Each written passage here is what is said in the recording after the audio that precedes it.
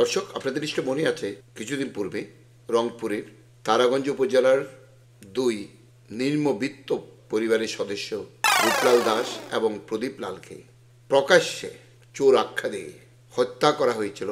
সেই খুনিদের মুখ ভিডিওতে, ছবিতে স্পষ্ট থাকা সত্ত্বেও পুলিশ তাদের ধরছে না।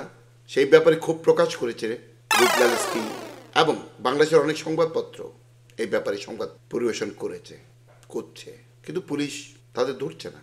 পুলিশ তাদের না ধরার কারণটা হচ্ছে রূপলাল দাস এবং প্রদীপ লাল এই দুই পরিবারের সদস্যদের, এই দুই মৃত ব্যক্তির পরিবারের সদস্যদের আর্থিক সঙ্গতি নেই পুলিশকে ঘুষ দেওয়ার কিংবা আসামিদেরকে গ্রেপ্তারের ব্যাপারে পুলিশকে খুশি করার। তাই পুলিশ ধরছে না। এটা যেমন একটা কারণ, আরেকটা কারণ হচ্ছে এই রূপলাল দাস এবং প্রদীপ লাল সংখ্যালঘু পরিবারের সন্তান। সুতরাং তাদের ধরতে পুলিশ তো কখনোই উৎসাহ বোধ করবে না। সংখ্যালঘু কারণ ধরলে ধরা পড়বে সংখ্যাগুরু মুসলিম সমাজের মানুষ, যারা হয়তো একটি বিশেষ দল, মানে যারা বাংলাদেশের ইসলামকে নিয়ে রাজনীতি করছে, সে জামাত ইসলামী, ইসলামী শাসনতন্ত্র আন্দোলন এবং অন্যান্য দল, তাদের ভোট ব্যাংক।